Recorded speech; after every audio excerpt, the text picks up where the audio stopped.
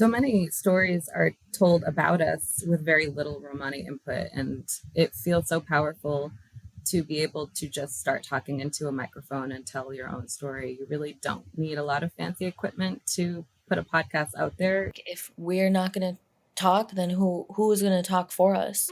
So if you are Roma, get yourself out there if you can, if you feel like it. And also, if you don't want to, that's okay too. Just listen. I think also like it's important that we tell our stories, and there's many stories to tell.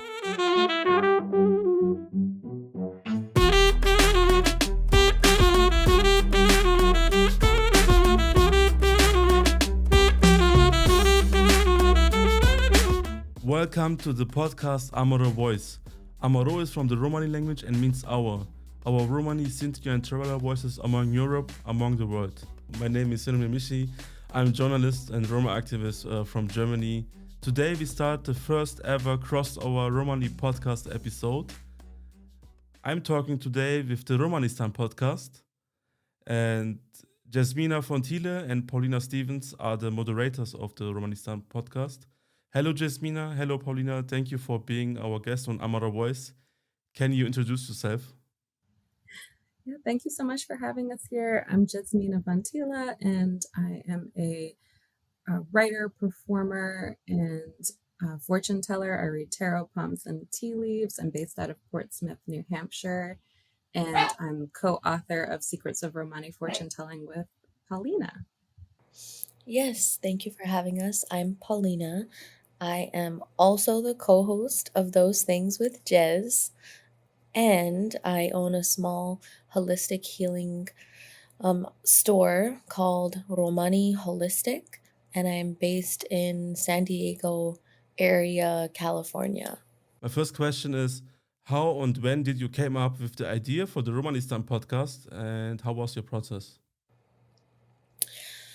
So originally, I was in my closed community.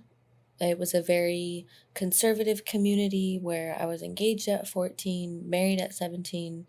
I had 2 kids pretty early on, and when I left my community, it's definitely not custom that women keep their children.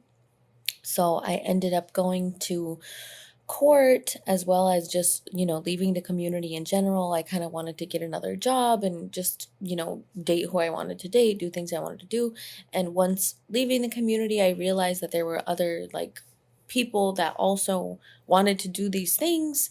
And I had heard Jez actually talk on this educational video, and I was like, I feel like this would be a great person to talk about these things with, maybe through a podcast. We didn't actually know the concept or anything at the time, but do you want to take it from there, Jess?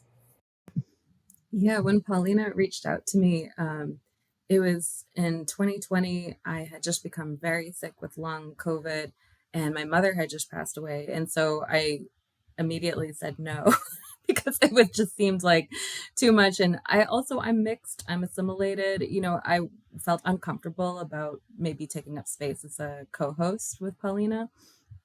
But as I thought about it and talked a little bit more with Paulina and talked with some friends, I realized that this felt like something we could do, talking about different perspectives of Roma who grew up different ways and in different kinds of families and have different kinds of dreams. And became important to us to make Romanistan a very inclusive place for Roma from all walks of life, especially of LGBTQ plus people. And we became such close friends over the making of the podcast. It was really beautiful. When we started this new podcast in English language, I realized that we gained many listeners from the Romani communities in the USA. And during my international activist work in Europe, I realized how big and diverse our communities are, but I never realized before that. And we have also so many communities in the USA. So, can you tell us, also for the people who listen or watch our podcast who are from Europe, also more about the Romani communities in the USA? It's always not one community, it's always more communities, different people. I think the communities are very diverse here. I came from a conservative community, but there's many communities that are not that way. And some people have regular jobs, some people are doing traditional work, I guess, like some traditional things. I don't know how to say it without sounding stereotypical. But some of us are just gypsies, you know what I mean? And some of us are just gypsies that do other things. But I would say that there's a difference. I think I would say persecution in Europe is probably more prominent. And I think in the US, not a lot of people know who gypsies are, or sometimes they believe that Roma are just, you know, just something in the movies and stuff like that, or, they have those pretty stereotypical thoughts about us. But yeah, I think we're very diverse here. Yeah, a lot of Romani communities tend to be clustered around the major cities just because that's how immigration tends to work. Boston, Chicago, LA, cities down south as well, New Orleans. And I really recommend for any listeners who want to learn more about the Romani experience in the US from a more academic standpoint, to check out the Harvard FXB Center. They came out with a report, I think in 2020, Romani Realities in the United States, Breaking the Silence, Challenging the Stereotypes. And this was led by Margareta Matake and a few other folks. And it was in collaboration, I think, with Voice of Roma. So it's a great report. You can just download the PDF online, and there's a lot of interesting information about, how Roma in the US tend to either hide more or assimilate.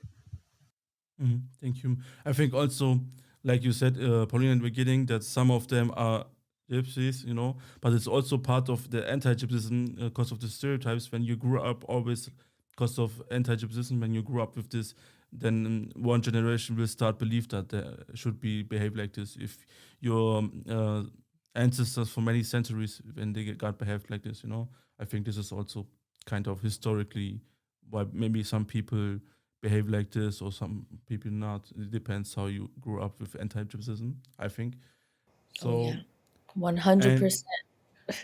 Podcast is the new modern part of the media, and you're doing now podcast for many years. So why is it important that we as Romani people in the media do our own content, like podcasts about Romani people, instead of non-Romani people doing it?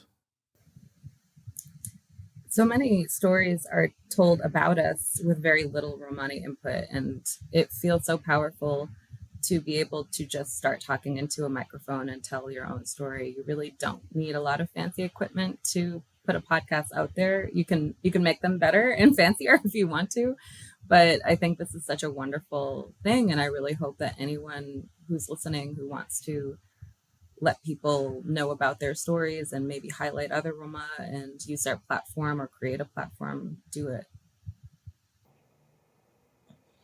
Yeah. Oh, I agree. I feel like if we're not gonna talk, then who is gonna talk for us?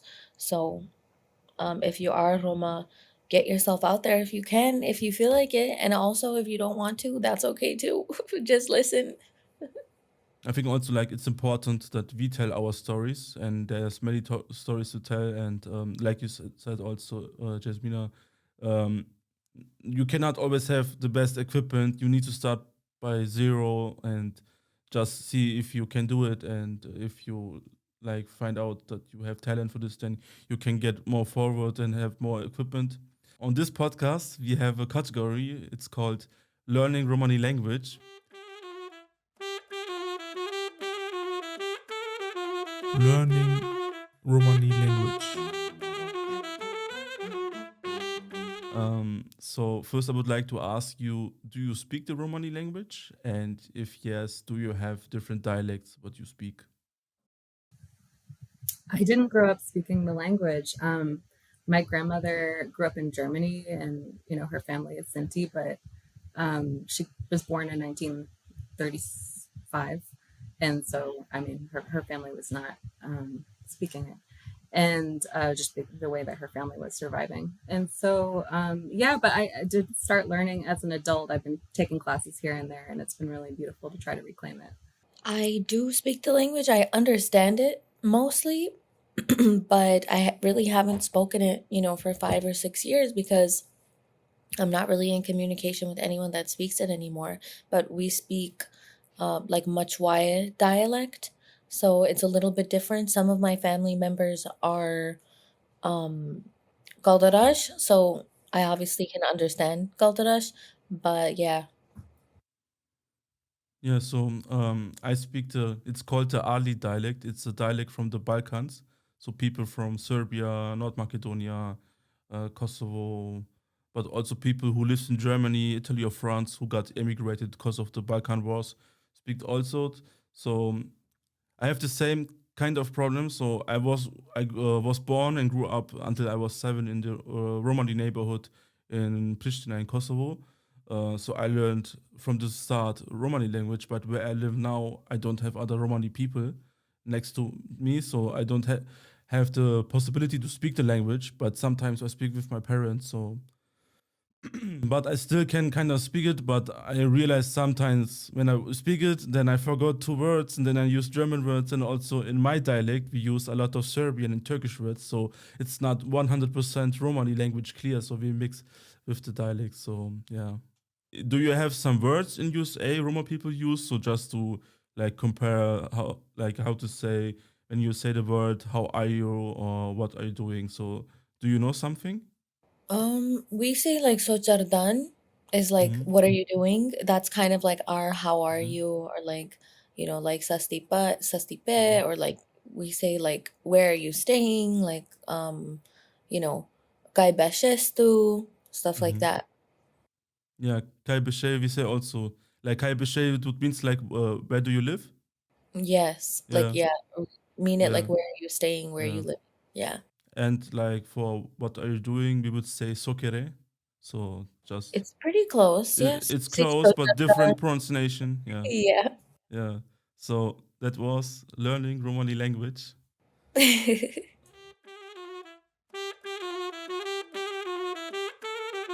Learning Romani language.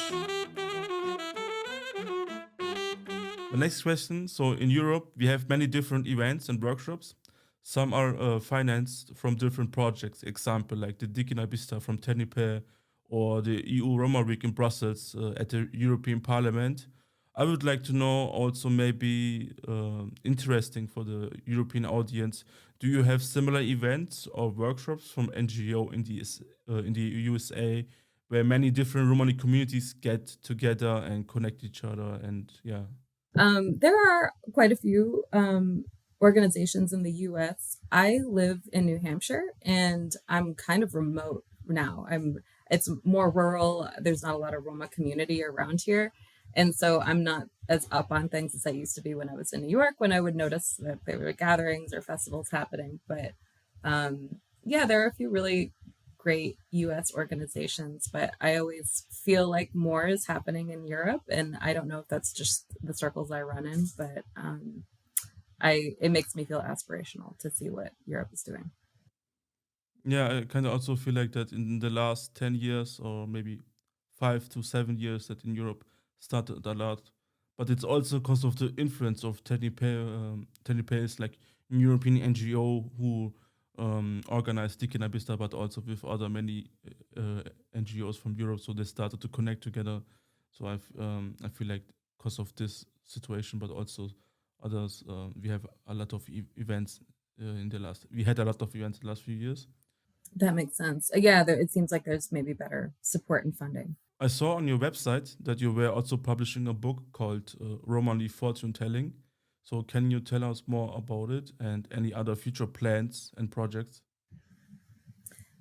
Yeah, we published Secrets of Romani Fortune Telling in October. And yeah, Paulina, do you want to share the concept of the book? Okay. So, Secrets of Romani Fortune Telling is a combination of kind of who Roma are, our own personal background stories, as well as kind of the perception of modern fortune telling, you know, and how it's viewed by like the Gaje, as well as like our own, obviously it's Romani fortune telling, and so it's our own take on fortune telling. And it goes into, I think it goes into everything. Like we really wrote as much as we could. Not as much as we could. We still have a lot more to go, but we gave a little bit of context for everything that we wrote about. And I think it's a really amazing book. We also interview multiple other Romani fortune tellers, and they kind of will give you like tips and tricks, as well as sometimes talk around the background a little bit, some personal practices. And yeah, so we just released that book. And yeah, but do you want to tell a little more about it? Yeah, we felt like there was a lot missing in literature about the roots of Romani fortune telling as survival trade work and why we're associated with work and or this kind of work, and how the stereotypes around the Romani fortune teller, the gypsy fortune teller started and what the reality is. And it was really beautiful to write. I think that it's the kind of resource that we wanted to direct people to when we were having these conversations on the podcast. And there are great books about tarot and other types of fortune telling by Roma people, Lisa Boswell, Kiki Robinson, and Ilva Mara Rozhajevsky did The Living Altar. And Ilva also has her own book on Practical Guide for Witches, and also April Wall has books on tea leaf reading, tarot, and numerology. And so there were these already Roma doing things, but not talking directly about the trade work. And we wanted to focus a little bit more on that, as well as a how-to guide. And we have some projects coming up that we can't really talk about yet, but definitely look out for more things from us. But one thing we can talk about is we're doing our first festival in March in New Orleans. Welcome to Romanistan. And we are so excited because there will be a literary panel with Lilith Dorsey, who's not a Romani writer, but she also writes about her own Black history in the US and in spiritual tradition. And she's a prolific and talented writer.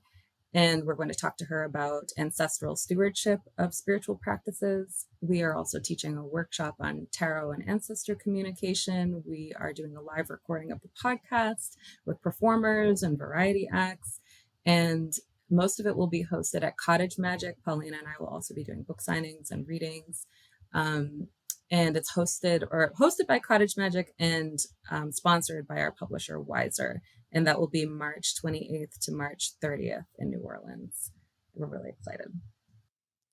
I wish you good luck with the event in New Orleans.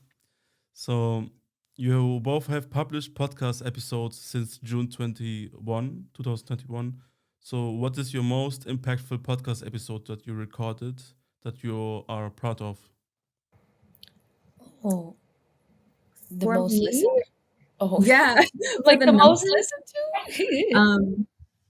our first episode is the most listened to, and then our second most listened to is our episode on fortune telling. And that was the episode where we were thinking, okay, we're both from fortune telling families. Let's try to set the record straight. And when people ask us wild questions or intelligent questions, we send them here. And we already said it all. But we realized that the episode didn't feel like enough. And so really our book came out of recognizing how interested people were in this topic. What do you think, Paulina? Is there another episode that stands out to you? That's mine.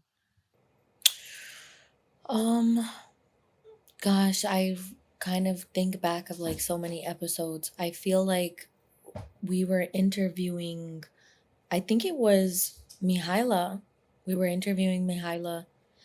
And I always think about that episode because Mihaila talks about how like just the activism work, there is so important. And there was a young girl who didn't want to, be ultimately, so trigger warning, she basically didn't want to get married. She wanted to pursue school. Her family had arranged her marriage. And then she ended up, how do I even say this? If I'm dying by suicide. Yes. So there was that episode. I feel like we we just talk to people and we hear like the really rough stories. I'm always more focused on the dark stuff. People don't really get to hear about it. People don't really get to they don't get into the nitty and the gritty, and the dark. And I feel like that's really important. I agree that I feel like is one of our most socially important episodes, and we've talked about a lot of serious things. And I want to talk about more of it on the podcast. Thank you. So my very last question is, what is your opinion on Infamy? Because I was doing, when it was new, I was doing a review and I saw you was also something episode about Infamy, also something like a review, I think. So what is your opinion on that? So I always wanted to talk to you about Infamy. So would just like to know. Well, we wrote a review of Infamy on the podcast blog, which is just on romanistan.podcast.com if anyone wants to read that.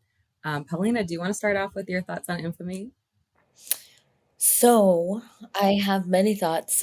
I definitely loved watching the show. I will say that. Like, I absolutely loved watching the show.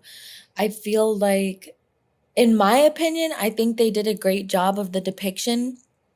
I feel like some people are kind of upset at them for talking about like crime or like putting things like that in the show. And I think that's okay. I think it's okay to be upset about that. But at the same time, like, I came from a family that was heavily involved in crime. And so I think it was important to kind of represent that or talk about that, as well as like the pressures of outside society, like when the main character was trying to go to school and like getting bullied by the school, like, yeah, like, because we come from a different place, we dress different, we do different things, or we look different, or whatever it is. And so I think that I love the depiction of it. I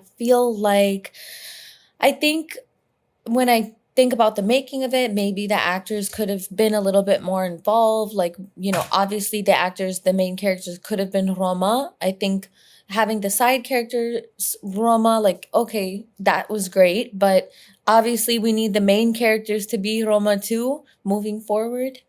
And so I think there's maybe a little work that could be done, but at the same time, I really love the show. I really loved interviewing Joanna Talovich about the making of it, because I felt like that episode that we did with her answered a lot of questions we had about like how involved people were and how involved she was even as an advisor, and the limitations to her advice.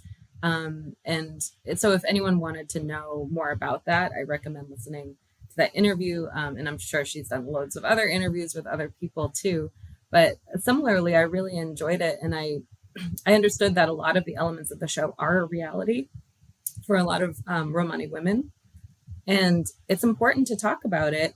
It's frustrating when that's the only thing that we see in representation of Roma, that we only get stories about crime and sexism and all these other things. And that's a problem, but it's also a problem not to talk about it. So, it's imperfect. I feel like it's getting us steps closer. People have been talking about Nosferatu lately and how, okay, slightly better Roma representation in this, but like still a ways to go and still some problems. And I just hope it doesn't take too long to get where we need to go.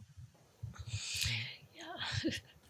I have mixed opinions. So first, I didn't like the first episode, but the second episode I liked more. But to be honest, I just watched the first 2 episodes. So I never continued to watch. The second was better. I can understand what I was trying to do, but also to show the reality, like example, how for some Romani woman in the family is the situation, but also how for Roma people is when you are with Gaje, with non-Romani people, and how that some people are okay, but some people use like violence and like very anti-Jezism, using the racial slur, but also have like very brutal violence with this. And I think it's very impactful because for me, something like Netflix is very big, like in pop culture, like one of the biggest streaming platform for watching series and movies. So I think to have on Netflix something about Roma and is I think it's good. So maybe my wish would be to have like more Romani actors and actresses and people, that to have more represented. But I think for the beginning is good, and maybe Netflix can see with this that it's interesting to do something about Roma, like series or movies on Netflix, and maybe from for the future they can learn more about it and like can do something better and something more like maybe this is just in the beginning, like the door opener. I don't know. In Germany, we would say like the door opener. I just translated in English. I don't know if it's like No, okay it for works. like in English. Yeah, Yeah, it works. yeah, Yeah, I mean, I love more Romani writers and producers and directors. Like, just get us in more positions. yeah. Totally, more positions. We need to be definitely like in charge a little bit more, like if a Romani director, or a producer or something, like someone in a higher position, like if it's obviously about Roma, like where are the Roma? So yeah. We're coming almost to the end. Always we like to do on this podcast, also when I started in German language, to share anecdotes with the guests. So do you have some anecdotes, like funny stories, but also important stories, what you experienced through your work, maybe with your podcast or maybe other stuff? So what you would like to share? Anecdote. Um, what is my this is a great question. I think for me, I would say for anybody listening, be patient. Things are gonna take a lot of time, and there's no rush. So be patient and stick to whatever your goal is, and it's okay to be heard. So yeah, that's kind of my anecdote. I have a little anecdote. Something that Paulina and I do together sometimes is sensitivity reading for authors who are writing about Roma but who are not Romani themselves. And what we most commonly run into are authors who have written very authoritatively about Romani point of view and experience, and they have never spent time with Roma, and they've never read any books by Roma ever, and it didn't even occur to them that they should. And so that's usually my first question when I'm kind of vetting, how much work do I need to do on this? I'll ask, did what Romani authors did you read? And they said, oh no, they're Romani authors. And I'm like, oh no, this is going to be real hard. And the last person that we worked with, she actually had read Romani authors, and she still got a lot wrong because she had never really spent time with Romani people at all. And she had kind of a mix of dialects and experiences and sort of things that she extrapolated and made up. And usually when we reach out to people and let them know, like, listen, here are all the things that don't check out, they get a little defensive, they get a little mad. And this person was just like, thank you so much. I am going to think about everything that you shared. I'm going to do the things you suggested, and I'm going to rewrite my entire book. No argument. And I was just like, oh, is this the future? This is beautiful. It was the first time in years of doing this work that someone just listened to us, and it was amazing. And I love her. So if you want to support us, all three of us, and if you watch it right now on YouTube, you can subscribe to the YouTube channel and also like this episode and share. So you can follow Romanistan podcast on Spotify and give them 5 stars, and also you can follow the Amaro Voice podcast on Spotify and give us 5 stars. All links from Romanistan, what you need to find and where you can follow them, you will find in our description. So this is our crossover podcast episode. So the second part, if you want to listen more, so the second part, you can go to the Romanistan podcast and listen their version, their crossover version with Amaro Voice. So we are coming almost to the end. Do you have any closing words? Just thank you so much for having us. We're so excited to do this crossover episode with you. We've been a fan of your work for a while and just love what you do. So it's a pleasure. Yes, we really appreciate you. Thank you so much. Thank you that you took your time. So we have like different time differences from Germany to USA. I also when you started the podcast. Also, sometimes if I had time, I was listening some episodes of you, and I said, okay, this is very good. But also, you have your own style. You know, you don't copy others. You don't do like when you listen. So you just have your own style, and you're very authentic. So just continue. So yeah, thanks for watching or listening. Ciao and der Besser.